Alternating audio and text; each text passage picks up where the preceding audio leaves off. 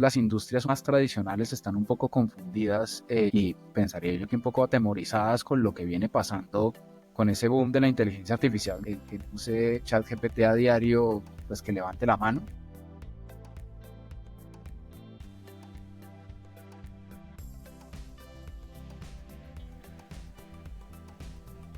En este nuevo episodio de Mundo Data Driven, nos vamos con la serie El Camino del Líder de Datos.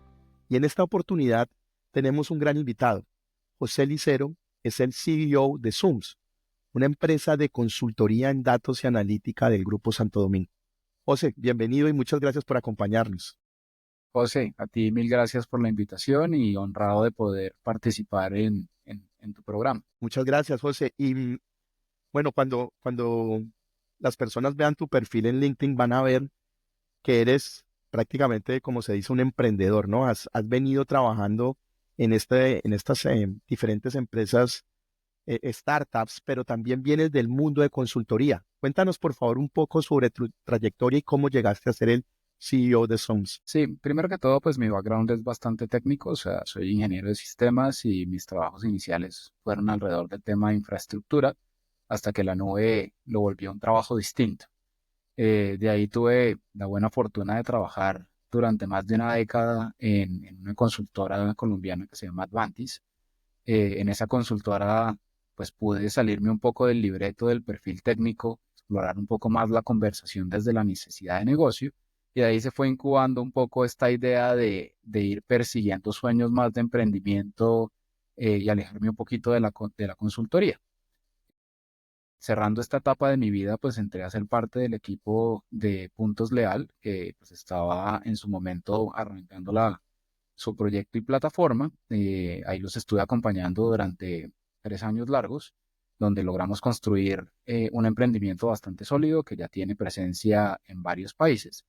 Y salió la oportunidad de apoyar al Grupo Santo Domingo con este emprendimiento que está motivado por el mundo de los datos, y me pareció pues una gran oportunidad y que decidí aceptar. Muy bien. Y específicamente en Zoom, ¿qué están haciendo ustedes? Cuéntanos qué ofrecen, cómo trabajan con las empresas y cuál ha sido esa experiencia ayudando a las empresas a ser cada vez más data driven. Sí, es interesante, José. Digamos que Zoom se creó con un foco exclusivo a atender las necesidades de analítica del Grupo Santo Domingo.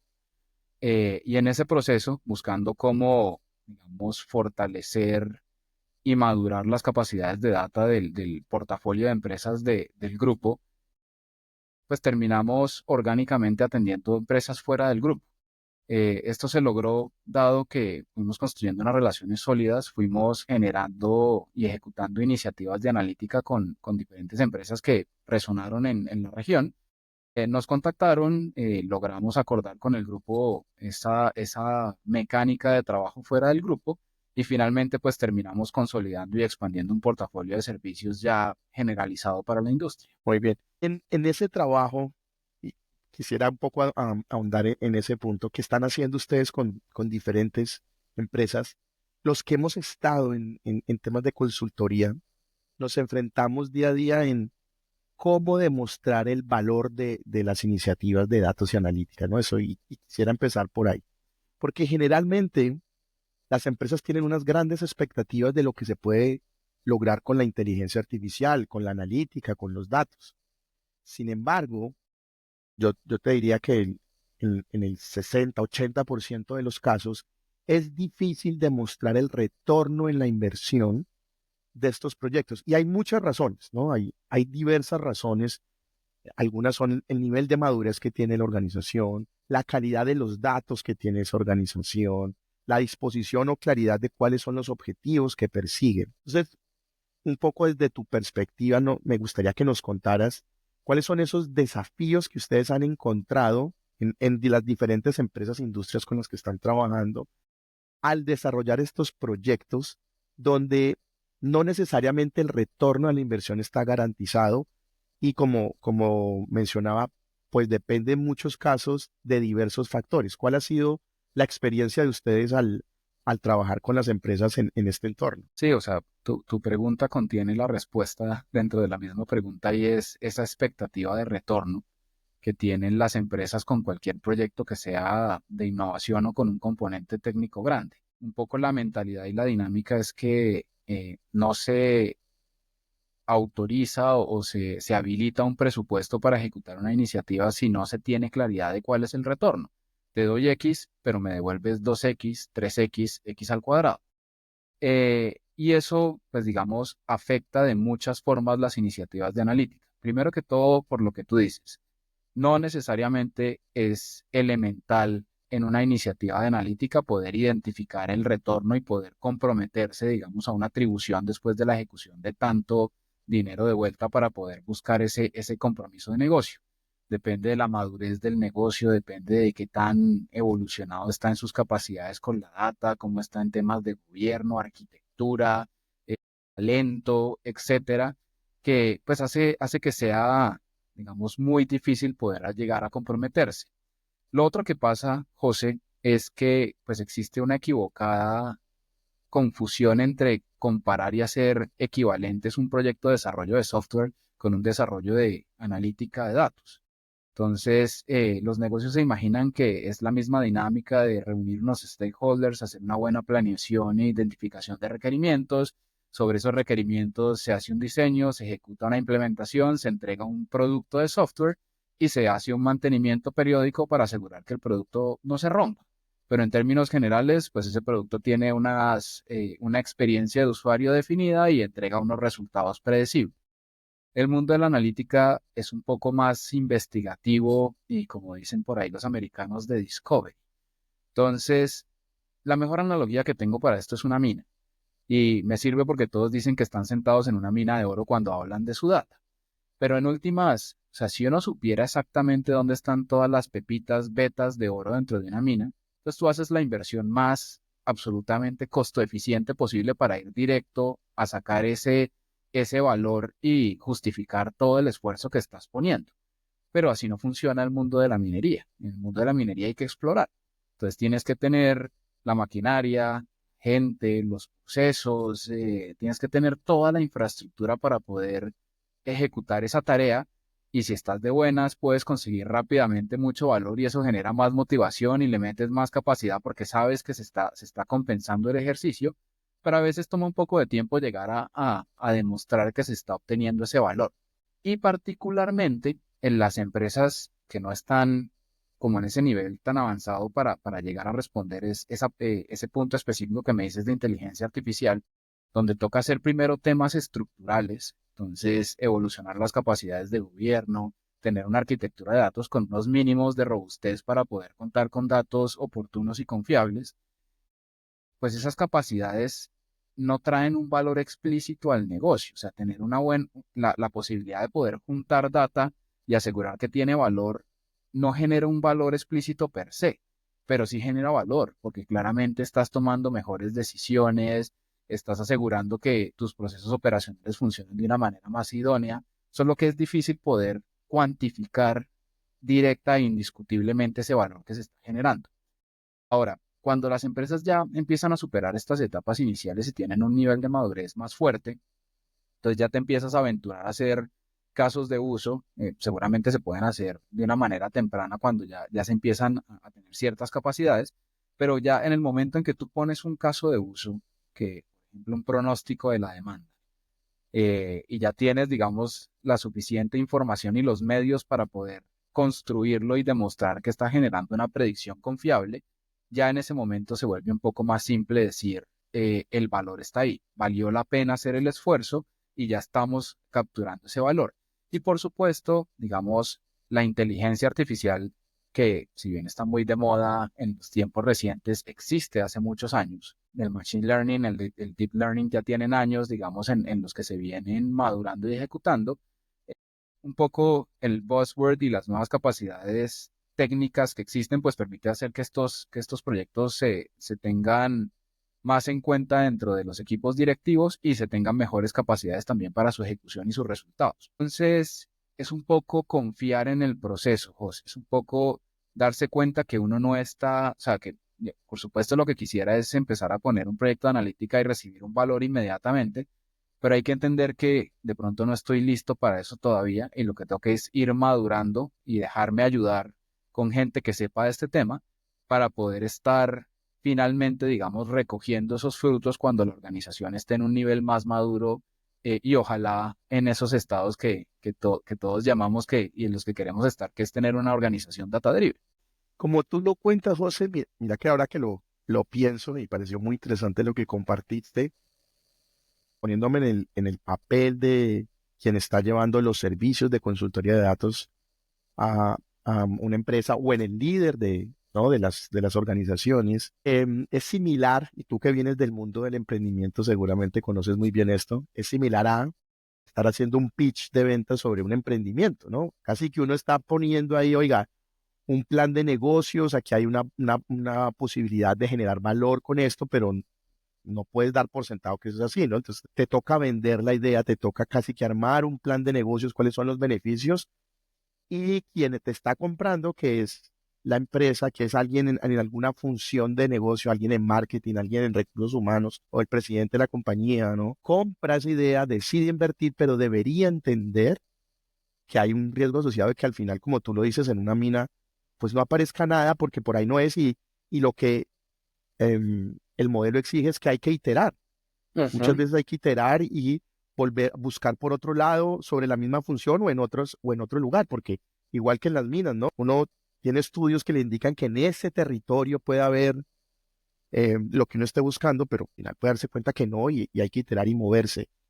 En tu experiencia, ¿consideras que esta mentalidad existe en las personas de negocio, en las compañías, la de entender esto de esta manera, invertir y si no funciona, iterar?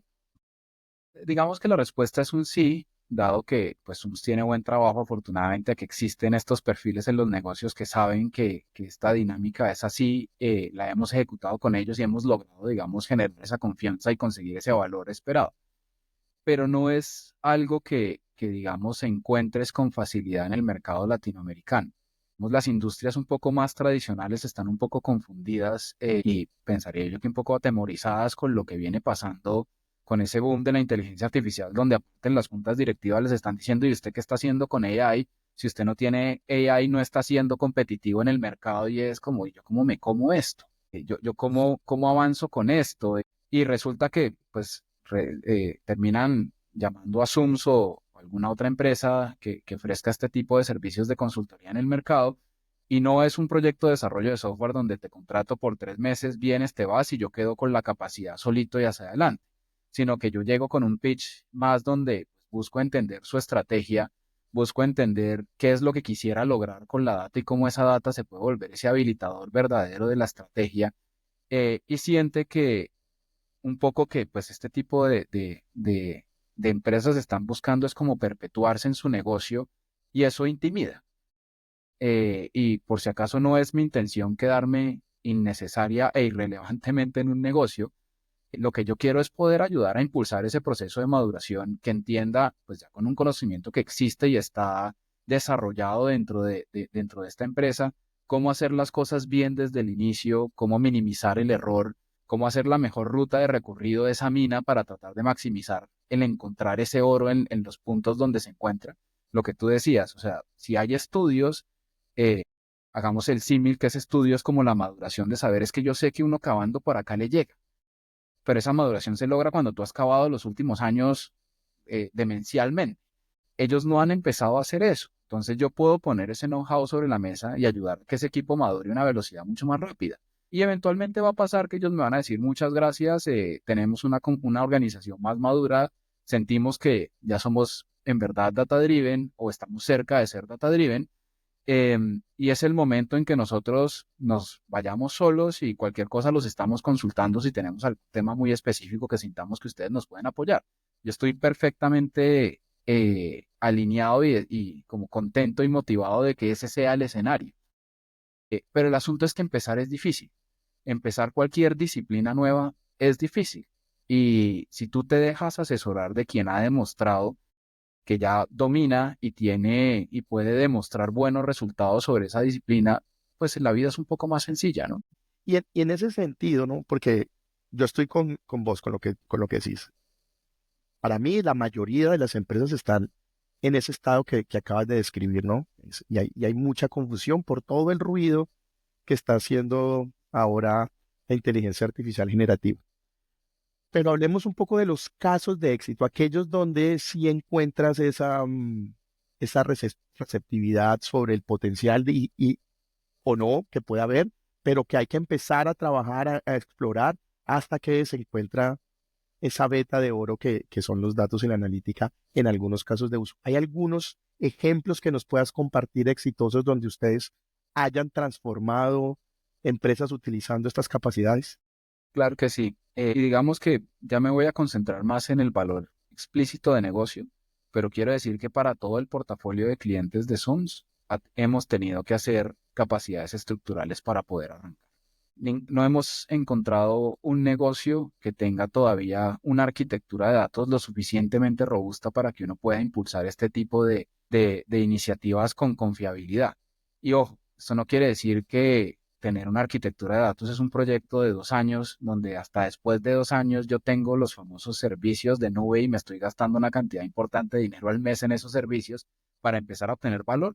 Que se trata de poder realmente entender qué es lo que se tiene que hacer para poder tener datos confiables en el negocio y hacer algo que sea evolucionable en el tiempo y que no implique, digamos, esas reconstrucciones que tanta frustración generan en el mundo de la tecnología. Dicho eso, una empresa del sector retail que empezó con nosotros con lo que se llama un data assessment y fue simplemente entender dónde estaban parados con la data hoy en día, qué capacidades de gobierno tenían, qué tan confiable era la información que estaban centralizando, por qué no podían tener más detalle de la información, porque estaban llegando a niveles más agregados y ellos podían tener, digamos, un nivel mucho más específico de la data y qué implicaba hacer todo esto. Con eso hicimos un plan que alternaba entre casos de usos y la maduración, digamos, del gobierno y de la arquitectura de datos. Ya hoy en día, pues ya tienen un pronóstico de la demanda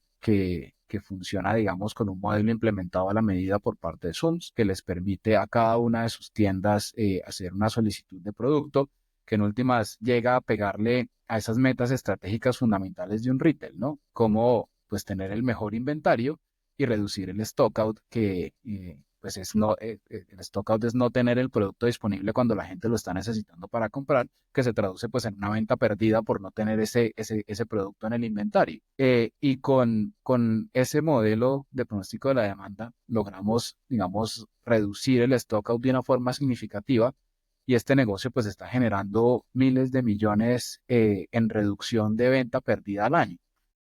Entonces, se vuelve mucho más fácil creer en el modelo una vez empieza uno a encontrar este tipo de situaciones. Pero no fue la primera jugada, José. O sea, no fue que dijéramos hay que hacer un pronóstico de la demanda y voilà, un par de meses después teníamos esto. Tocó generar unas capacidades iniciales. Ellos creyeron en que ese era el proceso adecuado, era el camino correcto. Llegamos allá y ejecutamos. Ahora, esta es una organización grande donde pues este tipo de labores son pesadas y toman un esfuerzo importante. Tenemos otros, digamos, un e-commerce que es una organización igual de un tamaño importante, pero en una escala significativamente menor al retail que les acabo de comentar, donde pues hacer la evolución de la arquitectura de datos fue más sencillo, era una organización que ya era cloud-based desde el inicio, en capacidades tecnológicas estaban más alineadas con lo que se necesitaba, y pasar a ejecutar un proyecto de optimización de rutas, por ejemplo, para poder hacer pues esta gestión de reducción del gasto, pronóstico de la demanda, segmentación de clientes, fue un poco más sencillo, ¿sí? Y pues ya, digamos, en la medida en que hemos venido ejecutando esas diferentes dinámicas, la arquitectura va evolucionando de la mano, el gobierno va evolucionando de la mano y iterativamente la organización se está volviendo mucho más fuerte en su capacidad con los datos. También tenemos un ejemplo muy bonito con el sector de hotelería y turismo, donde ellos tenían una visión, digamos, única de lo que era su buyer persona, ese perfil de cliente al cual ellos tienen que atender dentro de sus campañas comerciales y de mercadeo. Habían hecho, pues, digamos, una definición general y lo que nosotros logramos demostrarles una vez pudimos centralizar y mejorar la calidad de los datos fue que ese perfil de persona, de cliente, ese buyer persona es distinto del país de origen al país destino y de la temporada del año en la que está viajando. Eh, Entonces, no es lo mismo, digamos, cuando la gente que vive en el norte de América o de Europa, que está en el invierno, está pues viajando en diciembre y enero porque claramente hay una motivación y es huir del frío y están Claro. buscando pues digamos hoteles en condiciones climáticas más agradables que una persona que está viajando de una zona que no tiene estaciones. Y hay que entender muy bien también cuál es la motivación de ese viaje. Entonces se suele generalizar que pues si el hotel tiene muchas atracciones familiares, entonces el perfil de persona es grupos familiares completos con niños y lo que necesitas es tener es mucha actividad, mucha recreación para que todos estén entretenidos, cuando de repente te das cuenta que el que está viajando son parejas de adultos mayores que están huyendo al invierno y lo que quieren es paz y tranquilidad en clima caliente. Entonces, ¿cuál es tu campaña de mercadeo para ellos? La misma foto de tu super piscina en tu hotel llena de mucha actividad y vida, o más bien un hotel plácido donde van a poder ir a tener unas vacaciones tranquilas, olvidarse un poco del invierno y volver recargados a su país. Entonces, con este tipo de iniciativa logramos darle pues este nivel de segmentación de negocio más profundo a este negocio que les permitió tener pues unas campañas de mercadeo con un nivel de atribución mucho más exitoso. Y así podemos seguir, digamos, en mucho el no conocer cuáles son los datos que tú tienes y la potencialidad de esos datos para tu negocio es algo que es revelador para esos equipos directivos cuando tú te sientas, y yo sé que tú tuviste esta experiencia en el pasado, José, y les dices que usted sabía que usted puede llegar a resolver estos temas con la data que tienen, y son, ¿en serio? Hagámoslo ya, ok, sí, o sea, me encanta la motivación, pero ahora vamos paso a paso, vamos resolviendo, vamos recibiendo valor y vamos generando una dinámica que pues que no termina, pero que en el tiempo va generando mejores y mejores capacidades que cuando pues uno mira hacia atrás, pues es un negocio completamente distinto y en verdad es un negocio que se está respaldando en su data. Muy buenos los ejemplos, José, porque uno, cuando los vas contando, empieza a visualizar, oiga, en ese caso queda clarísimo que encontraron las betas, ¿sí? Ujú. Y puedes demostrarlo. Pero al mismo tiempo puedes decir, listo, encontramos la beta, pero hay que meterle infraestructura a esto, hay que meterle capacidades a esto si queremos realmente sacar todo el potencial de lo que hay abajo. Al mostrar ese valor, ¿no? Y decir, sacamos este pedacito, miren estas pepas que encontramos acá, pues hay mucha mayor disposición en, o sea, a invertir, a creerle esto porque realmente, wow, lo que estamos viendo aquí genera mucho valor. O vámonos ahora un poco a otro tipo de reto que sé que debes haber experimentado en todo este tiempo de trabajar con las empresas en estos temas, y es el talento. Porque ya hablamos de los retos que tienen las organizaciones a niveles de infraestructura, de arquitectura, pero ¿qué está pasando con el talento en términos de datos e inteligencia artificial en la región? ¿Qué has encontrado? No solo en tus equipos, pero en lo que estás viendo en tus clientes. Cómo están esos skills en esas empresas? Pues asimismo, como pues, las empresas tienen este hype por todo el boom que hay con particularmente GenAI que tú comentabas, eh, pues también el mercado a nivel de talento, de la oferta y la demanda de talento en analítica, pues está muy activo, está muy caliente. Es algo, digamos, yo ya veo universidades que tienen programas que se llaman Estudia para ser científico de datos, que no sé qué tan acertado sea, entendiendo que estos temas, digamos, evolucionan y cambian muy rápidamente y de pronto un científico de datos es otro rol más adelante. Pero lo cierto es que, pues sí está muy de moda sales a buscar talento, particularmente digamos aquí en Colombia, y vas a encontrar una oferta supremamente abundante de personas que quieren trabajar en esto. Ahora el reto es identificar las personas que o ya tienen esas capacidades construidas o que tienen la madera para generarlas. Digamos, hay un indicador que a mí me encanta de SUMS del año pasado, y es que tuvimos más de 650 personas en proceso para contratar 15. Y yo no voy a decir que el resto eran malos, ni mucho menos. Digamos, si hay cierta ligereza en el talento decir yo soy un ingeniero de datos, yo soy un científico de datos, yo soy analista de Business Intelligence, yo soy un Machine Learning Engineer. Ponerse los tags y atribuirse el rol y el conocimiento, hay veces se hace de una forma arbitraria y podría decir yo irresponsable. Entonces, nosotros lo que buscamos realmente son las personas, sí, o sea, pues si ya tienen esa capacidad construida y comulgan con la cultura de SOMS, pues son bienvenidos a ser parte de este equipo. Si no las tienen, pero vemos la madera, pues nos vamos con la persona porque sabemos que vamos a poder construir esas capacidades de esa persona dentro de este equipo en la interacción que va a tener en su día a día trabajando con nosotros. Ahora, dentro de esa misma dinámica, José, pues hay una volatilidad que uno tiene que entender. Muchas empresas, digamos, contratan gente y se quejan mucho de la retención del talento porque, pues, al estar tan caliente el mercado, pues la gente está recibiendo ofertas todo el tiempo. Y cuando, pues, una persona de este perfil, y sin ánimo de generalizar, llega a trabajar como en temas específicos y no puede salirse de esa dinámica de trabajo para probar otras industrias, otros datasets, otros retos de analítica, pues es probable que esté buscando otro reto en otro lado.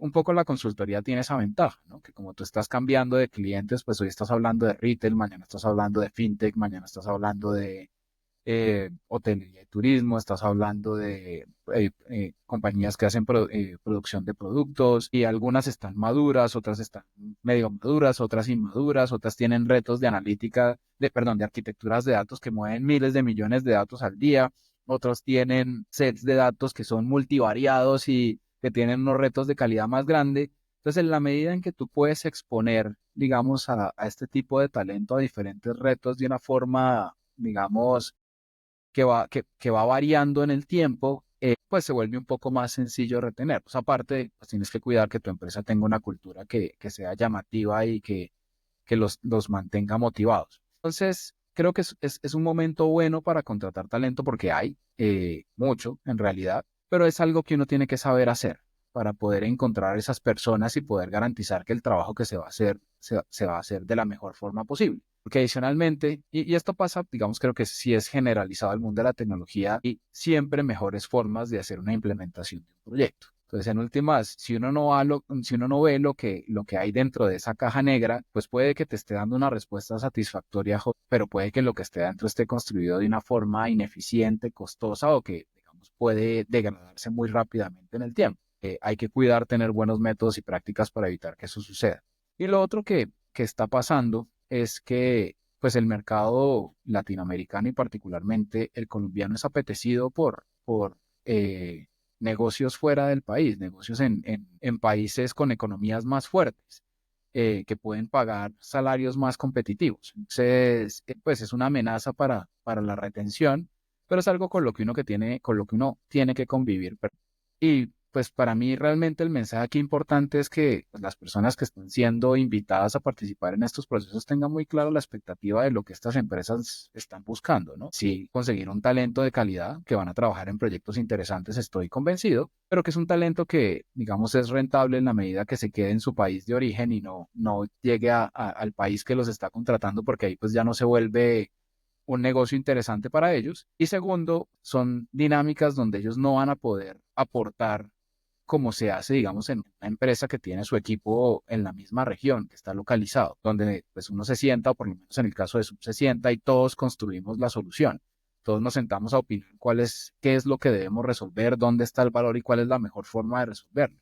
Si esa es la dinámica que están buscando, otra vez no quiero generalizar, es más probable que lo encuentren en una empresa latinoamericana que lo encuentren en una de estas empresas del primer mundo que pues están más orientadas a buscar gente que resuelva unas tareas específicas. En términos de retos, la demanda está clarísima porque las empresas cada vez más están requiriendo em, invertir en este tipo de iniciativas, lo cual hace que se incremente la oferta para suplir toda esa demanda de talento, pero al incrementarse pasa un poco como lo que pasó hace algunas décadas con los temas digitales, con el boom de Internet, donde Ujú. muchos se volvieron expertos de la noche a la mañana en temas de digital, de marketing digital. Está pasando un poco eso y el reto ahí es cómo filtrar y encontrar esos talentos, pero a la vez ya no es solo una demanda local la que existe, sino se expande con las posibilidades de las empresas del exterior buscando ese talento también aquí. Uno empieza a juntar los retos a nivel de arquitectura, los retos de talento, ¿no?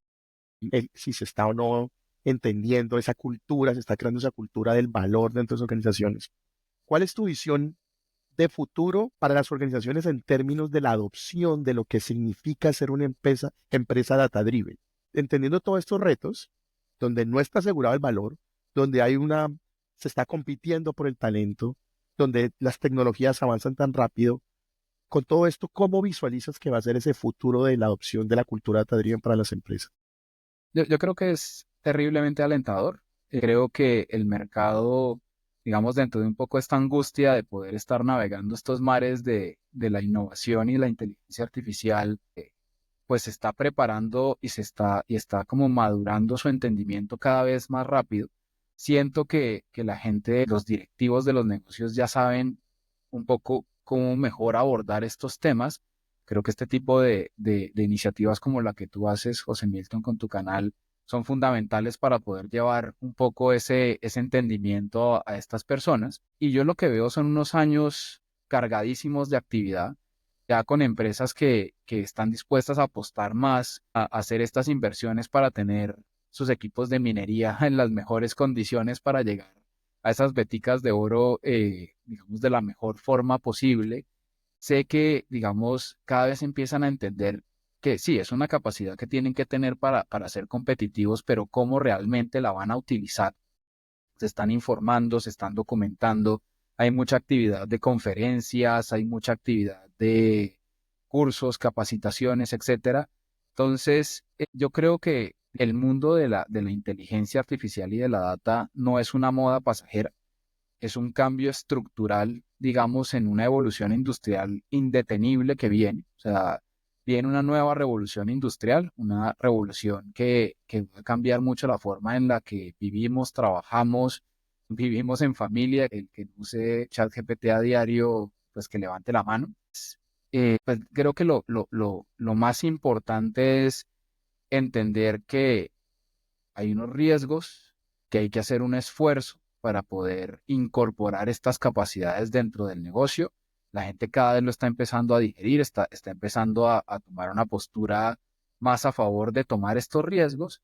Y como te digo, yo creo que lo que viene a nivel Latinoamérica hacia adelante es un crecimiento en la inversión en este tipo de iniciativas, donde pues va a haber mucho más trabajo para temas de analítica, donde los roles de analítica se van a formalizar y a extender al interior de las mismas organizaciones. Y hacia adelante, pues de nuevo esto no va a ser un tema de innovación en las empresas, sino va a ser casi una capacidad intrínseca, que tienen que mantener sí o sí dentro de cada uno de los negocios. Que, digamos, la inteligencia artificial o la capacidad de entender los datos no es la revolución industrial, es la estructura que le permite a uno hacer esa revolución industrial, esa transformación del negocio, esa capacidad de poder hacer un negocio que se adapte a las nuevas dinámicas y a lo que el mercado está pidiendo. Entonces, creo que es un gran momento para estar vivo y es un gran momento para estar al frente de una organización que pues tiene el talento, que ha logrado madurar en estos años la forma de hacer este trabajo y que pues tiene todas las ganas de ayudarle a la industria latinoamericana a que adopte esta capacidad. Me encanta cada vez que nuestros invitados nos dejan esos mensajes optimistas sobre el futuro de nuestra función, ¿no? De los temas de datos y analítica y todos, como tú lo has dicho, están en esa visión de que lo único que va a pasar con los temas, con estos temas, es que van a seguir creciendo y las empresas van a seguir adoptándolos. Completamente alineado con lo que tú nos compartes, José. Nuevamente, muchísimas gracias, José. Ha sido un capítulo muy, muy interesante, muchos aprendizajes y Mundo Data Driven, como siempre, las puertas abiertas si quieres volver por acá y compartirnos cosas nuevas. A ti, José, gracias por la invitación y la oportunidad de contarles un poco esta experiencia y pues atento a una siguiente. Está muy bien, gracias. Cuídate.